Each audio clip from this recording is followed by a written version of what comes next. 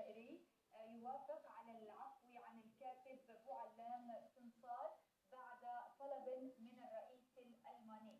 إذا الرئيس الجزائري يوافق على العفو عن الكاتب بوعلام سنصار بعد طلب من الرئيس الألماني. السلام عليكم ورحمة الله وبركاته. إذا تم إطلاق بوعلام سنصار، وتم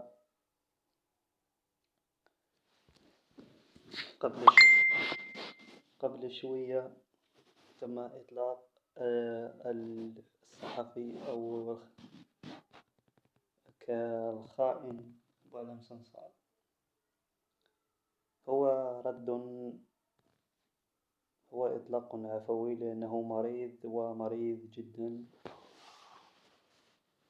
وتم إطلاق هذا السنصار بكثير من البرودية وكثير الأخرى. إذا سنصار تم إطلاق سراحه من جانب تبون، ومن جانب الرئيس الألماني أيضا، الذي قال أنه هو الآخر أنه سيطلق سراحه. كان في اتصال مع تبون وتم إطلاق سراح سنصار بهذه الطريقة. والله كاين بعض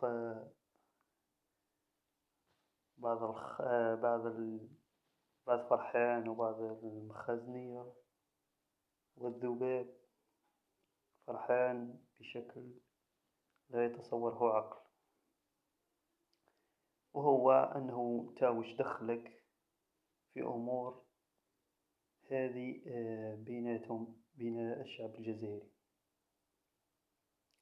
طبعا الآخر الفرحان الكبير هم المرتزقة. واحد كما زيطوط فرحان اليوم يضرب قرعة ويسكي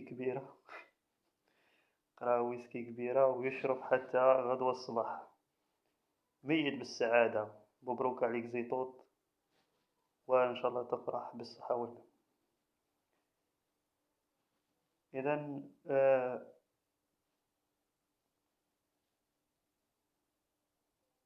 خلهم يفرحوا، خلوهم، هي متى جاية.